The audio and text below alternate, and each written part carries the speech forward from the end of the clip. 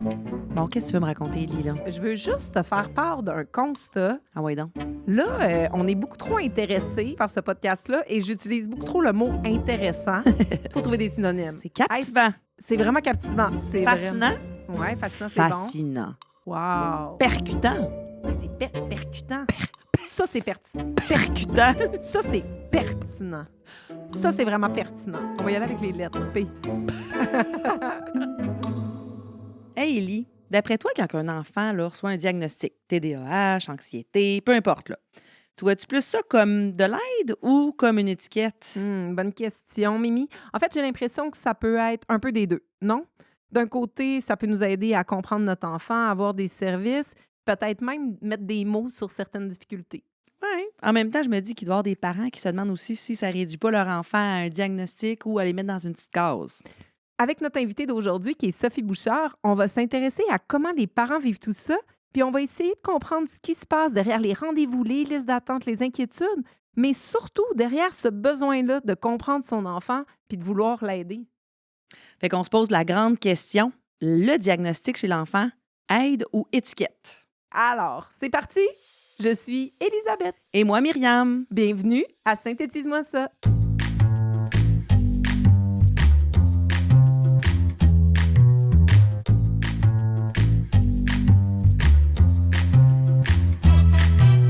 Bonjour, Sophie. Allô! On est très content de te recevoir. Je suis vraiment contente d'être là. Je t'avoue que ton sujet m'a particulièrement percutée. Je te fais la petite mise en contexte. Je travaille à l'hôpital Charlemagne, tout près d'ici, en contexte pédopsychiatrique. Et parfois, il y a des parents qui se présentent à l'urgence pour avoir un diagnostic, ce qui n'est vraiment pas le rôle de l'urgence. Mais j'avoue que tu sais, le processus de diagnostic des parents et tout, c'est venu me chercher. Donc, ton sujet, je le trouve fascinant. On a plein de questions pour toi. Yay! Puis Parfait, je suis prête. Bien, justement, en fait, Sophie, on s'intéressait à savoir qu'est-ce qui, en fait, dans ton parcours, t'a amené à t'intéresser aux représentations sociales que les parents peuvent avoir face au diagnostic de leurs enfants, puis principalement dans un contexte de ce que je comprends de médicalisation. Oui, c'est ça. En fait, ma mère est éducatrice. Puis elle a eu pendant vraiment longtemps une garderie en milieu familial. Fait que moi, j'ai grandi toute mon enfance, toute mon adolescence, entourée d'enfants. Puis tu sais, souvent, il y avait des enfants qu'on identifiait comme mal commodes, on identifiait comme difficiles, on identifiait comme mal élevés. C'était pas des enfants qui étaient désagréables, c'était juste des enfants qui avaient d'autres besoins, qui sortaient de la moyenne. Puis j'ai côtoyé aussi dans ma famille élargie, des enfants plus énervés, des enfants comme plus énergiques, puis encore une fois, qui sortaient du cadre. Puis c'est quelque chose qui venait irriter facilement les adultes autour. C'est difficile de mettre des mots, c'est difficile d'expliquer pourquoi, mon enfant, il est vraiment plus énergique que mon premier. Je comprends pas. J'ai de la misère à expliquer ça. Fait que je me suis dit, hey, pourquoi j'irais pas regarder comment les parents voient ça? Des enfants qui sortent du cadre, qui sortent du moule. Mais comment ils voient ça, eux autres? Est-ce qu'ils ont tendance à aller comprendre pourquoi? Puis automatiquement mettre une étiquette dessus, une étiquette diagnostic, ou non, c'est vraiment quelque chose c'est quelque chose que je veux me tenir éloigné de ça. Fait que c'est ça qui m'intéressait. j'ai déjà 28 questions. Oui, ça m'intéresse vraiment beaucoup. Mais là, ce que j'ai compris là, pour la mise en contexte, c'est que ton mémoire, là, dans le fond, ça fait partie d'un projet plus large de recherche sur les résistances des parents face à la médicalisation. Oui, C'est c'est ça? ça.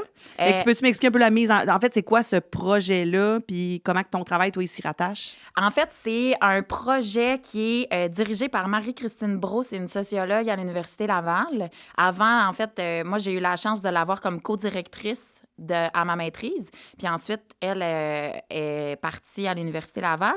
Puis dans le fond, elle est en train de faire une étude longitudinale qualitative sur les processus de médicalisation. Fait que le processus en fait, on regarde chaque comportement qui sort de la norme, puis on veut le guérir, on veut y répondre d'une manière médicale. Fait que c'est ça pourquoi le processus de médicalisation. Puis dans le fond, elle va regarder comment les parents ils résistent à ce processus de médicalisation-là, comment qu'ils font, quelle stratégie qu'ils prennent, quelle forme que ça peut prendre sorte de résistance-là. Puis, en fait, moi, j'ai eu la chance de pouvoir utiliser les données de ce projet-là, fait que les mêmes participants. Puis, moi, je suis vraiment allée voir qu'est-ce qu'ils pensent du diagnostic en tant que tel. C'est sûr que c'était comme le diagnostic au sens large. Elle va regarder les médicaments, elle va regarder l'enfance, elle va regarder comment les parents s'imaginent plein de concepts. Mais moi, je me suis centrée vraiment sur le diagnostic en tant que tel. Bien, justement, tu sais, le diagnostic, de ce que j'ai compris, tu t'intéresses, toi, principalement aux troubles neurodéveloppementaux. Puis là, j'aimerais ça que tu nous parles concrètement, c'est quoi les troubles neurodéveloppementaux? Puis peut-être nous donner quelques exemples de jeunes qui avaient ces troubles-là puis que tu as rencontrés dans ta recherche. OK. En fait, les troubles neurodéveloppementaux, c'est toutes des altérations un peu des fonctions. Tu sais, ça peut être autant super spécifique à l'apprentissage. Tu sais, on va penser à la dyscalculie, on va penser à la dyslexie, mais des troubles d'apprentissage où ça peut toucher le fonctionnement général de l'enfant, comme on peut penser aux troubles déficitaires de l'attention, on peut parler du syndrome Gilles de la Tourette, on peut parler du trouble du spectre de l'autisme aussi, ça en fait partie. Puis dans le fond, c'est spécifique un peu parce que tous les parents qui ont participé à l'étude ont tous connu un processus de médicalisation par rapport aux troubles neurodéveloppementaux. Mais en fait, on est allé regarder vraiment l'idée du diagnostic en général. On n'est pas vraiment allé voir qu'est-ce qu'ils pensaient du diagnostic de troubles neurodéveloppementaux, mais juste comme l'étiquette générale du diagnostic. Mais c'est ça, c'est tous des enfants. Je pense que la bonne majorité, c'est des enfants qui ont un TDAH. Il y a des enfants qui ont plusieurs diagnostics, pas juste un. La moitié des enfants n'ont pas encore de diagnostic ou les parents ne sont juste pas allés le chercher. Fait que ça, c'est super intéressant. Puis sinon, tu sais, dans la collecte de données de mémoire, j'ai Gilles de la Tourette, puis TSA aussi, trouble du spectre de l'autisme. Puis dans le fond, quand tu as décidé de faire ce choix de recherche-là au départ, c'était quoi, disons, ta motivation? Là? C'est quoi qui t'habitait? Là? Qu'est-ce que tu cherchais à aller avoir comme réponse? Bien, on en entend vraiment beaucoup parler. J'avais l'impression qu'on constamment dans les journaux, nouvelles, des chroniqueurs, j'avais l'impression que, pas que c'était la mode, mais il y a comme une certaine tendance à vouloir expliquer quelque chose par un seul mot, par OK, non, mais moi, j'ai un TDA, tu sais, je suis de même, j'ai un TDA. Ouais. Mais peut-être juste parce que t'es comme ça, tu sais, peut-être que ça fait juste partie de tes traits de personnalité, tes traits de caractère. Puis c'est ça qui venait me titiller de hey, pourquoi qu'on veut aller chercher tant que ça, cette étiquette-là? Pourquoi on peut pas juste se dire OK, ben mon enfant, il est comme ça, puis c'est correct. Mais la recherche, tu sais, on en parlera un peu plus tard. Puis finalement, je me suis trompée. Là. Je veux dire, moi, j'avais des idées préconçues par rapport à mon sujet. Là, puis je m'en suis rendu compte après avoir analysé mes résultats. Puis je me suis dit, oh mon Dieu, que c'est plus complexe que ça. Moi, ayant pas d'enfant aussi. Fait que, tu sais, probablement que j'étais comme plus reculée. Mais quand je me suis mis dans le bain, je me dis, oh mon Dieu, que c'est plus nuancé que ça. Ça n'a pas de bon sens. Mais je t'avoue que moi-même, tu sais, avec mes propres billets, mais tu sais, c'est ça. J'ai vu ça comme, tu parlais comme d'une mode, là, mais tu sais, je vois une espèce de vague, tu sais, le TDAH, le moment donné, il y en avait plein. Après ça, la douance, là, j'étais comme coudon. Fait que dans le fond, c'était quoi ton objectif? Qu'est-ce que tu cherchais à avoir comme réponse avec cette recherche-là? Bien, en fait, ce que je voulais aller chercher, c'est que moi, je suis travailleuse sociale. Puis, j'ai eu des expériences de travail à la DPJ. Puis je côtoie des enfants pratiquement à journée longue. Puis, je me suis dit, les parents, ils occupent tellement une grande place dans la vie de leur enfant. C'est un peu tu sais, ils ont tellement plein de rôles auprès d'eux que je me suis dit, en tant que travailleuse sociale, j'ai pas le choix d'aller regarder leur vision parce que c'est ça qui teinte la vie de leur enfant. Fait que moi, puis c'est peut-être un besoin bédaine un peu, mais tu sais, dans le sens d'aller regarder ce sujet-là, moi, en tant qu'intervenant, ça me donne des cues. Puis ça me permet de dire, hey, on pourrait peut-être garder ça en tête, puis peut-être mieux intervenir auprès des enfants, auprès des parents qui rencontrent ce genre d'enjeux-là, en tant qu'intervenant, en tant que professionnel de la santé, on a tellement des choses à améliorer dans ce domaine-là. Fait que c'était plus d'aller dans ce sens-là, de, mettons, la pertinence plus professionnelle de cette mémoire-là. Puis peut-être qu'un jour, si j'ai des enfants, ça va m'être utile aussi. Mais là... Puis je pense que dans le fond, pour ta recherche, il y a quand même 25 parents qui ont été rencontrés pour ça. Puis là, Ouais. tout à l'heure, tu parlais, bon, ils étaient tous n'avaient pas un diagnostic pour leur enfant. Il y en avait peut-être la moitié qui avait un diagnostic, c'est ça? Oui, TDA? environ. En fait, comment ça s'est passé, c'est que j'ai rencontré des parents qui étaient présentement engagés dans un processus de médicalisation, OK. donc qui étaient comme dans les démarches d'évaluation, qui étaient dans les consultations avec les professionnels, fait qu'ils n'avaient pas encore l'étiquette ou ils ne savaient pas encore s'ils voulaient l'avoir. Hmm. Puis, d'un autre côté, en fait, l'autre moitié des parents, c'est des parents qui ont terminé le processus, qui ont eu le diagnostic ou que ça fait vraiment longtemps puis que l'enfant a comme 18 ans puis ils ont vécu ça comme v'là une dizaine d'années, tu sais. Ah, OK. Fait qu'il y en a que leur enfant était rendu plus Ouais. vieux, mais qu'on questionnait là-dessus. Ouais. Ah, OK, je comprends. Puis est-ce qu'il y a des caractéristiques particulières qui sont ressorties chez ces parents-là? Ben, ce qui est vraiment intéressant, puis probablement que, tu sais, c'est un peu une coïncidence de collecte de données, mais la plupart des parents avaient un niveau de diplomation universitaire. Puis il y en avait beaucoup qui avaient même un diplôme universitaire de 2e cycle. Il y en avait beaucoup qui étaient dans professionnels de la santé ou impliqués dans la santé. Fait que c'était super intéressant. C'est juste que ça l'amenait comme quand même cette vision-là de professionnels de la santé ou des parents qui sont hyper éduqués. Fait qu'il y avait quand même ça à prendre en compte. Puis sinon, ce que j'ai remarqué auprès des enfants, c'est que la plupart, c'était des garçons. J'avais environ 2 filles, 2 petites filles qu'on parlait, mais là, sinon, je pense qu'il y a 23 garçons, 23 garçons, puis j'ai 2 filles. Fait que ça aussi, ça en dit beaucoup quand même. Vraiment? Puis Oui. est-ce qu'on remarque que ces diagnostics-là sont souvent plus chez les garçons que chez les filles ou c'est un hasard de données? Bien, la littérature mentionne que c'est quand même, tu sais, si on regarde le TDAH, c'est quand même, il y a une plus grande prévalence chez les garçons, mais il reste que chez les filles aussi, puis c'est juste que les manifestations peuvent être différentes, puis c'est pas nécessairement, ça se manifeste pas de la même manière chez les filles que chez les garçons. Fait que des fois, ça peut être difficile de regarder ça, de bien analyser, mais oui, dans la littérature, il y a une plus grande prévalence. Bon, alors, dans ton analyse, toi, tu montres qu'il y a des parents qui ont des représentations qui sont assez ambivalentes du diagnostic. Comment tu l'expliques, toi, cette ambivalence-là? Ça fait partie d'une de mes idées préconçues que j'avais au départ. Je pensais que ça allait être vraiment plus coupé au couteau que ça, vraiment plus noir et blanc, là. Finalement, c'est vraiment nuancé. Ce que je me suis rendu compte, c'est que il y avait comme 3 catégories. On va rentrer là-dedans, j'imagine, mais que on voit le diagnostic par ses fonctions, on voit le diagnostic comme une maladie, puis on voit le diagnostic comme une étiquette.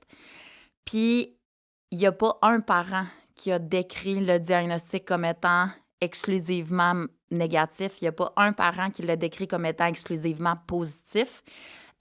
Pas mal tous les parents se retrouvent dans chacune des 3 catégories.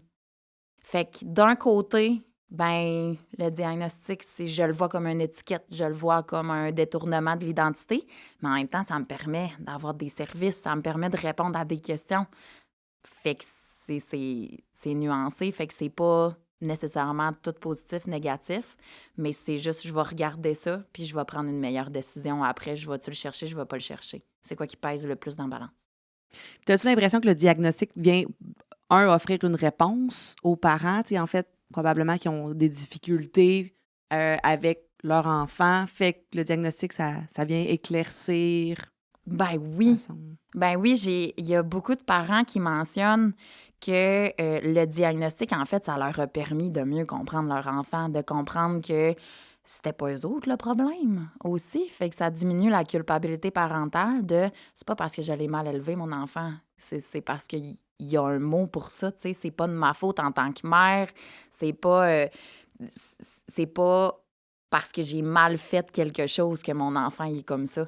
Fait que le fait d'avoir le diagnostic, ça donne le profil au complet des enfants, puis ça répond à des questions, puis même que ça peut aider à prévoir le comportement dans telle situation.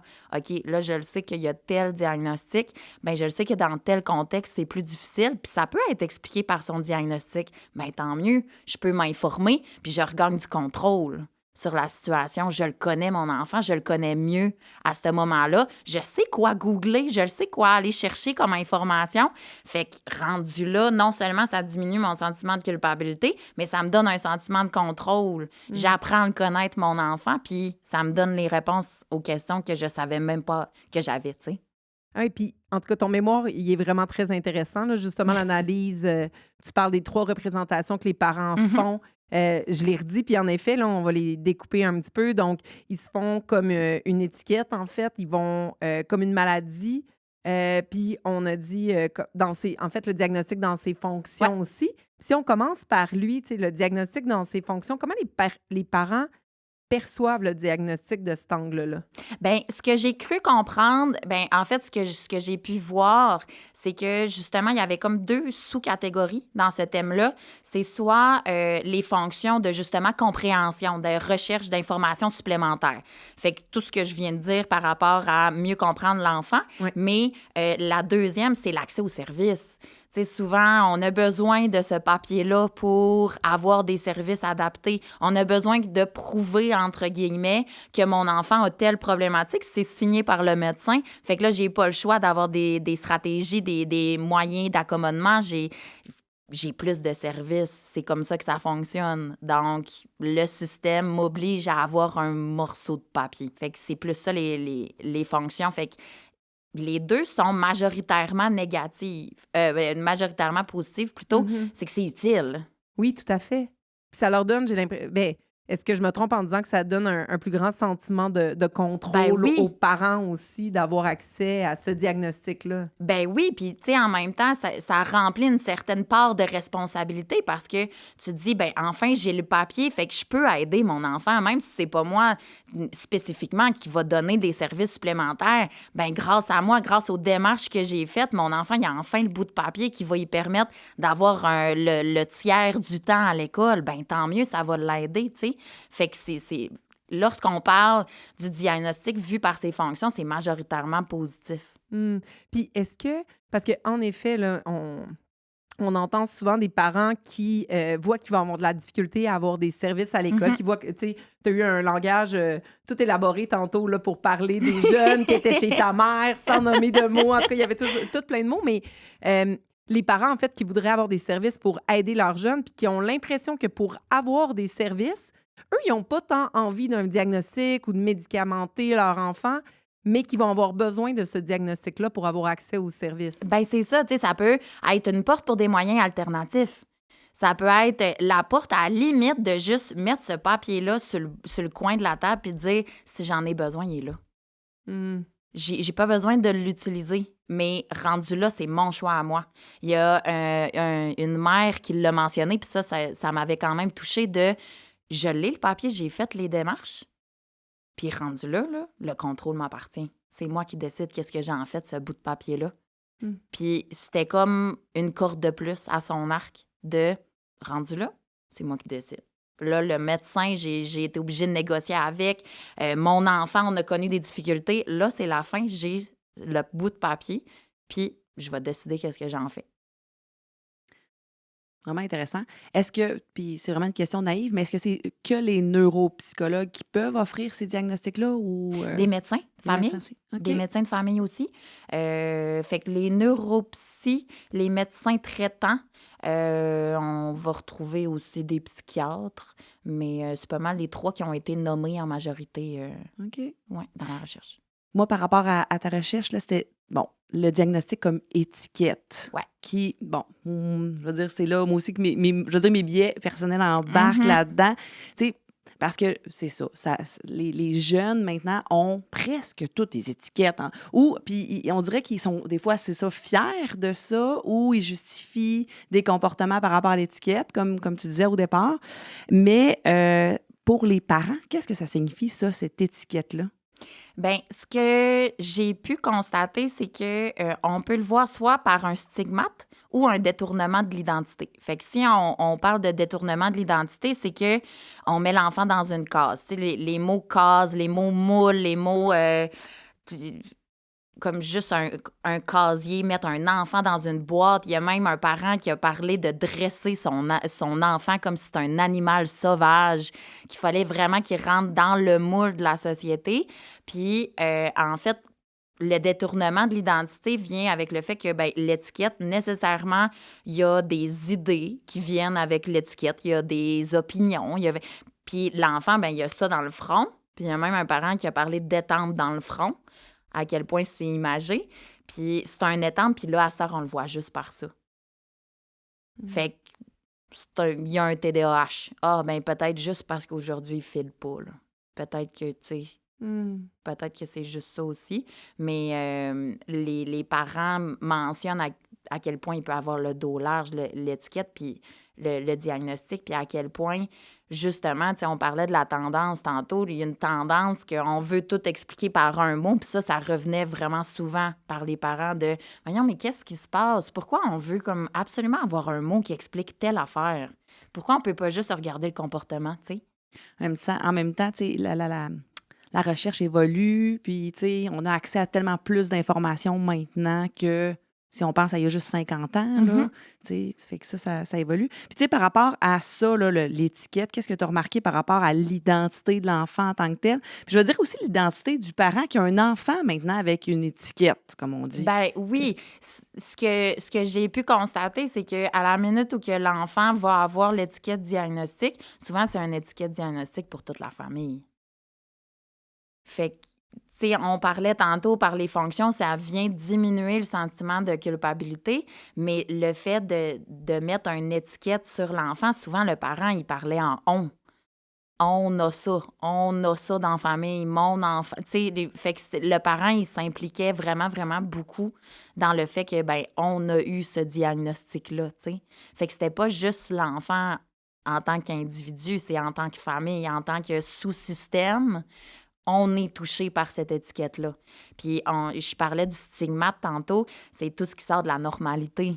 Les parents, le nombre de fois qu'ils ont mentionné, oui, mais ça veut juste dire que mon enfant n'est pas normal. Ça veut dire qu'il y a quelque chose qui ne fonctionne pas normalement. Puis le mot normal est tellement sorti souvent. Fait que non seulement ça vient détourner l'identité, mais ça vient dire que son enfant n'est pas normal. Tu sais, c'est ça, vraiment comme l'image qu'on avait du diagnostic.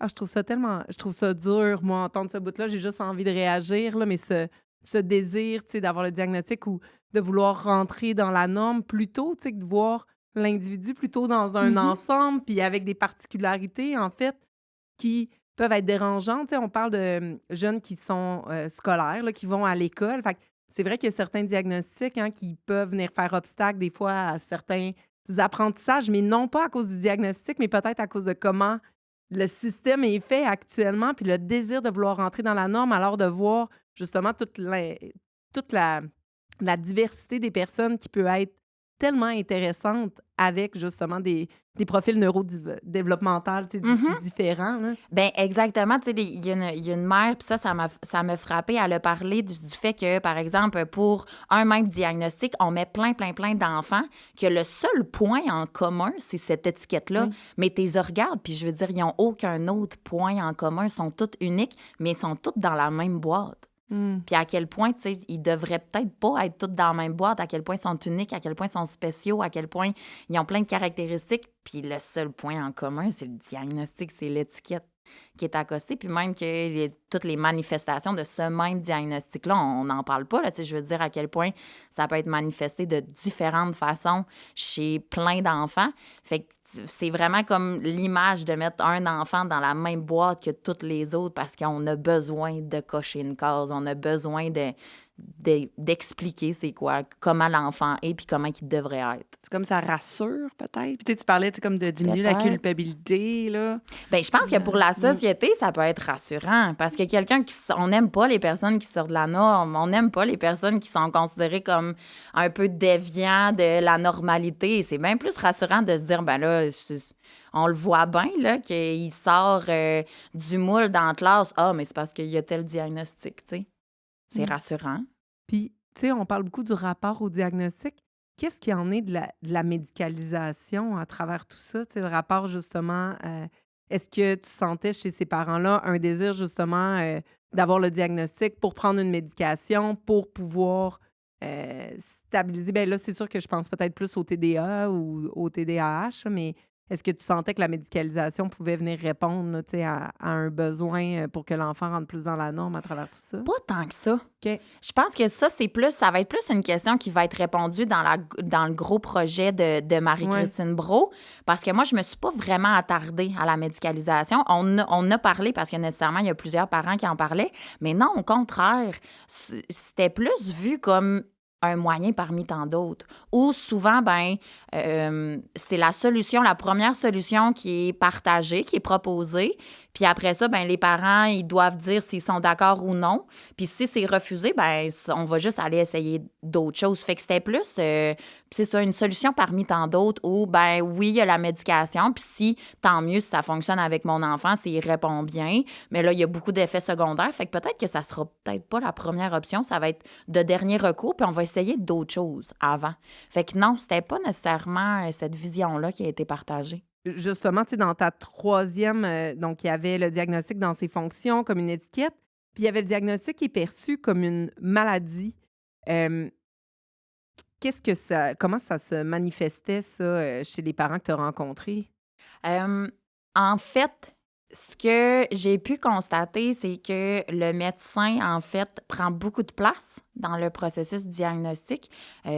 Même qu'il a été qualifié de sauveur, il a été qualifié en fait, une chance qui était là, c'est la personne sur qui je vais pouvoir m'appuyer, c'est la personne qui a la science derrière, c'est la personne qui dit qui va pouvoir m'aider au plus haut point. Fait qu'il y avait comme les connaissances des médecins qui étaient objectives. Puis dans le fond, ce que j'ai cru comprendre, c'est que le médecin avait un rôle un peu d'organisateur. Dans le sens que les parents arrivaient avec une expérience subjective, un mal-être général, ça fonctionne pas bien. Puis ils arrivaient avec, il se passe telle affaire au quotidien. Puis la deuxième étape, on va aller rencontrer un médecin qui va faire du sens avec mon expérience subjective. Fait qu'il va comme donner une cohérence à ce que moi je vis. Puis lui, il va m'expliquer en termes logiques, encadré par la médecine, encadré par les connaissances actuelles. Puis c'est lui qui va m'expliquer qu'est-ce qui se passe. Fait qu'il y avait comme 2 étapes. Fait que je me rends compte qu'il y a un mal-être, je suis pas bien, ça fonctionne pas à l'école, ou il y a d'autres problématiques, il y a de la misère à se faire des amis. Moi, j'ai cette expérience subjective-là, mais je peux rien faire avec mon expérience. J'ai besoin d'une étape supplémentaire, j'ai besoin de l'étape médicale. Fait que je vais aller rencontrer le médecin, puis une chance qu'il est là. C'est lui qui va organiser ma pensée. C'est lui qui va organiser tout ce qui se passe de manière logique. Fait qu'il y avait quelque chose de pratiquement rassurant là, dans cette Oui, étape-là, de beaucoup. rencontrer Ouais. le médecin, le diagnostic, de se faire expliquer qu'est-ce qu'il en était. Ce qu'on peut voir, c'est que le médecin soit vu de manière neutre ou positive. Fait que, c'est le médecin, c'est le rôle du médecin, c'est son métier, c'est lui qui diagnostique. Puis le côté positif, c'est, une chance qu'il est là, c'est un sauveur. C'est lui que, j'ai eu l'étape poche d'être diagnostiqué, mais là, c'est lui maintenant qui va m'expliquer les solutions, les différentes options. C'est lui qui va m'ouvrir les portes qui existent pour pouvoir aider mon enfant. Puis, dans le fond, en fait, le seul côté négatif à ça, c'est quand les parents parlaient de marge d'erreur. On parlait de diagnostic différentiel. On parlait de la nécessité de voir le portrait au complet. Fait que oui, le médecin, il est super aidant. C'est lui un peu un pilier dans la démarche. Mais en autant qu'ils voient l'image au complet, en autant qu'ils fassent un diagnostic différentiel, en autant qu'ils prennent vraiment en compte mon expérience subjective, comment je vois mon enfant, puis qu'ils voient vraiment comme la grande photo. Dans ce temps-là, oui, ça va être positif, mais moi, je veux pas un médecin qui va juste rencontrer mon enfant 5 minutes puis qui va mettre le diagnostic. Non, moi, je veux un médecin qui va faire la job au complet, tu sais. Fait que la connotation négative était plus dans ce sens-là, à la minute où on mentionne la marge d'erreur. Puis, je suis curieuse de savoir justement peut-être les émotions particulières que ces parents-là ont pu obtenir, tu sais, parce que là, c'est comme on prend un rendez-vous, on a le médecin, on voit le diagnostic, tu sais, on a le diagnostic, mais je suis curieuse de l'état émotif qui est ressorti de tes entrevues dans le parcours de ces parents-là. Ben c'est fluctuant, Mhm. c'est rempli d'étapes qui peuvent être considérés comme des succès, qui peuvent être considérés comme des échecs, qui peuvent être considérés finalement, il n'y a pas juste un mot pour les décrire. Il y a plein d'attitudes qui sont mêlées ensemble. Puis, euh, ce que j'ai remarqué de plus gros, c'est que les parents, ils verbalisaient la nécessité de remettre en question un peu qu'est-ce qui se passe aujourd'hui, le système, l'opinion du médecin, puis à quel point c'est difficile de le remettre en question. À quel point, comme pas qu'on idéalise, mais il y a une certaine hiérarchisation du rôle. Tu sais, moi, je suis juste une mère, entre guillemets, je suis juste un père. Moi, je côtoie mon enfant, mais c'est le médecin qui va avoir le dernier mot.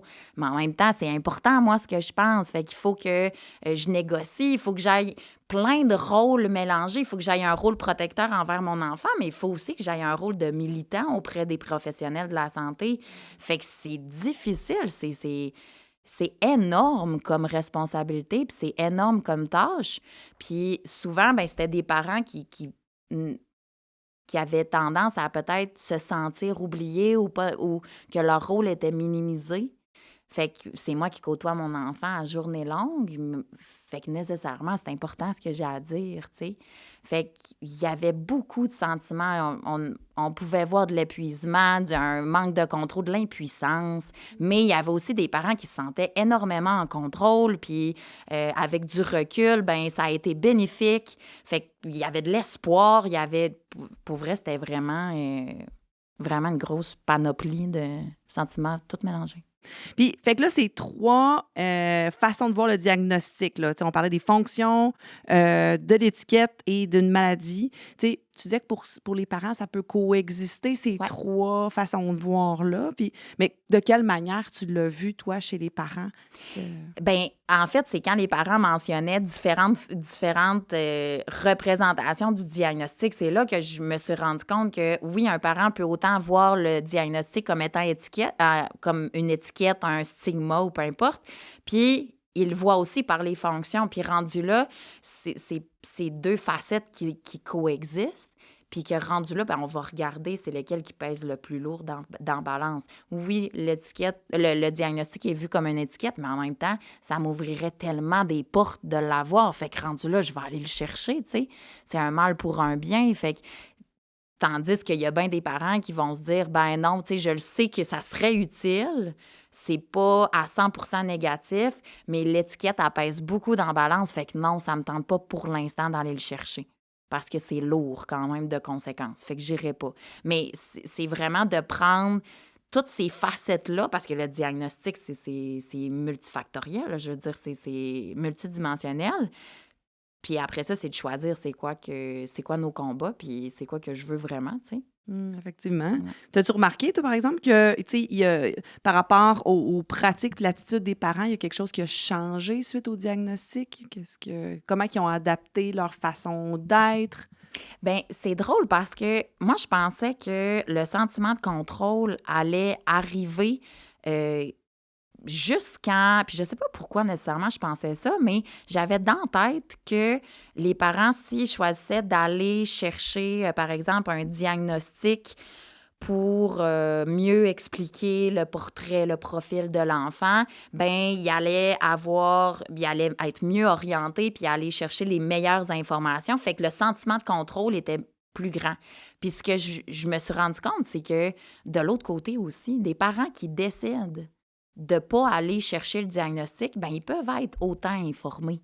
Ils peuvent être autant solides sur leurs pieds puis dire ben non, je me sens en contrôle actuellement, j'ai pas besoin du diagnostic, on va faire d'autres choses. Fait que le sentiment de contrôle, ça dépend vraiment de la perception du parent. C'est pas nécessairement un diagnostic égal sentiment de contrôle augmenté. Les deux, ça dépend vraiment de la vision. C'est vraiment intéressant comme constat, en fait. Puis tout à fait, là, tu sais, sans jugement, justement, là, le fait du contrôle, du sentiment de contrôle du parent Mhm. qui a besoin ou non, tu sais, pour avancer dans le processus avec son enfant, d'avoir accès à ce diagnostic-là ou pas. Oui, exactement. Tantôt, tu as parlé que tu étais travailleuse sociale, là, tu Oui. sais, on l'est aussi. Euh, j'ai envie de nous ramener, tu sais, un peu au terrain avec ce que tu as découvert.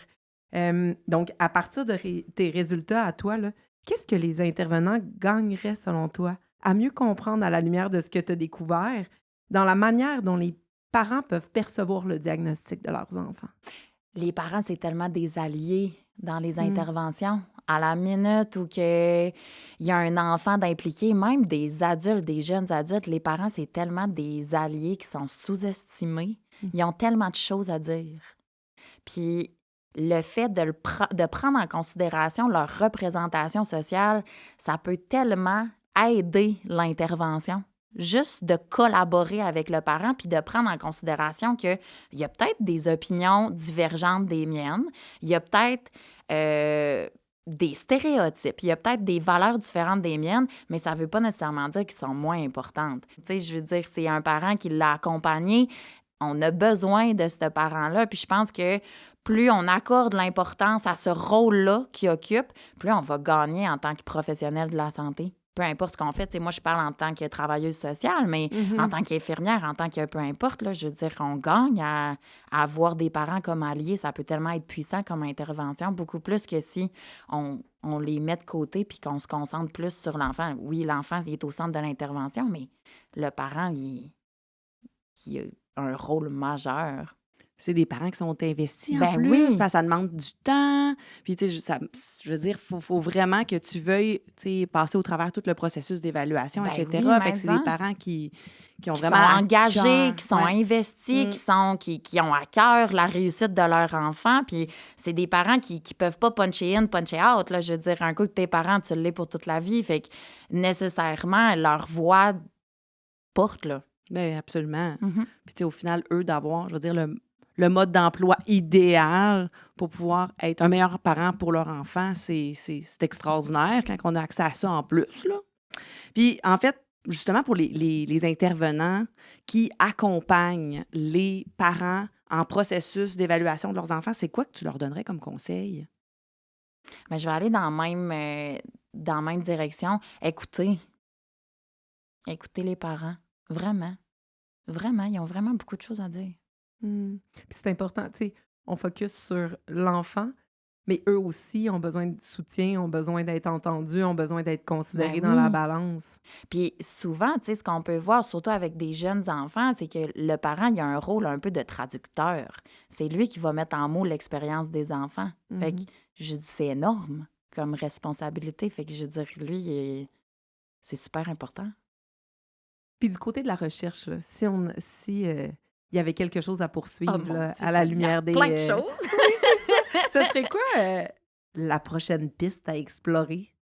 Ben, en fait, c'est un sujet de mémoire qui est hyper spécifique. Tu sais, Oui. je regarde des parents qui ont dont les enfants sont d'âge scolaire, qui ont des diagnostics de troubles neurodéveloppementaux, puis en plus de ça, qui sont impliqués dans un processus de médicalisation. Fait que ça peut pas être généralisé à tout. Tu sais, je veux dire, il y a bien des parents qui peuvent écouter ce podcast-là puis qui se retrouvent zéro pin barre dans ce que je viens de dire. J'ai rencontré 25 parents, tu sais, je veux dire, et ça peut pas être généralisé. Mais je pense que les prochaines étapes, ça serait d'aller voir les enfants directement. Comment tu trouves ça, toi, ton diagnostic? Qu'est-ce qui a été plus dur? Qu'est-ce qui a été plus facile? Est-ce que ça a été aidant? Est-ce que non? Pourquoi?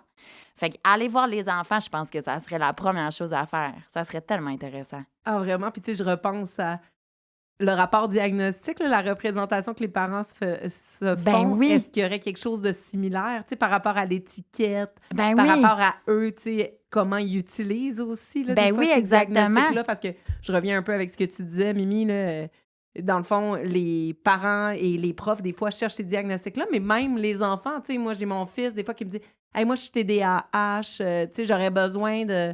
Faudrait qu'on aille voir quelqu'un pour avoir un diagnostic. » Puis des fois, tu sais, c'est... Mais pourquoi tu voudrais avoir le diagnostic? C'est quoi tes enjeux en ce moment? Tu sais, on va regarder, puis c'est sans jugement, justement, pour ceux qui vont chercher le diagnostic, mais toi, ça te servirait à quoi, tu sais, exact. d'avoir ça? Fait que je trouve que c'est une piste Puis, tu très sais, pas intéressante. nécessairement des enfants qui l'ont eu jeune puis qui sont comme adultes ou adolescents, mais à la limite des enfants jeunes. Mhm. OK, TDAH, qu'est-ce que ça veut dire pour toi? Qu'est-ce que ça veut dire les lettres? Qu'est-ce qui... Fais-moi un dessin, tu sais? D'aller voir vraiment comme au cœur. Je pense que ça serait une étape qui serait super pertinente. Puis pour les gens qui nous écoutent, Oui. si devaient retenir une seule chose là, de ton mémoire puis de ta recherche, qu'est-ce que tu souhaiterais qu'ils retiennent? Il n'y a absolument rien de noir et blanc. Tout est nuancé. Absolument tout. C'est un enjeu social qui est hyper d'actualité. Puis je pense qu'on a des idées préconçues beaucoup par rapport à ça. Même moi, en commençant la recherche, j'en avais fait que tout est nuancé. Il n'y a absolument aucune bonne réponse. Vraiment. Et puis c'est quelque chose qui pourrait s'appliquer. C'est une phrase qui vient de dire qui peut s'appliquer dans tellement de facettes de la Oui. vie, là, Mhm. d'amener de la nuance Exact. dans tout. Exact. Ça peut pas être parfait. Je veux dire, si on a une idée en tête puis on veut faire ça, ben on le fait. Tu sais, je veux dire, il n'y a pas une bonne manière. Il faut pas aller chercher le diagnostic. Ou si, tu sais, je veux dire, si on en a besoin, on va le chercher. Puis il y a personne qui peut nous dire qu'on n'a pas raison. Tu sais. Mhm. Puis les meilleurs experts de ces enfants-là, ben, c'est les parents. Ben au final. exact. Mhm. Exactement. Et c'est génial. Ouais. Merci pour ta belle merci à présence. vous. C'était vraiment le fun. Ouais, merci. T'as aimé l'épisode? Toi aussi, tu as réalisé un mémoire, un doctorat ou un projet de recherche en sciences sociales? On serait vraiment partant pour te rencontrer et t'interviewer dans le but de rendre la recherche accessible au plus grand nombre. Et si tu as simplement une recherche qui t'a marqué, on prend aussi les références. Écris-nous. Toutes les infos sont dans la description de l'épisode.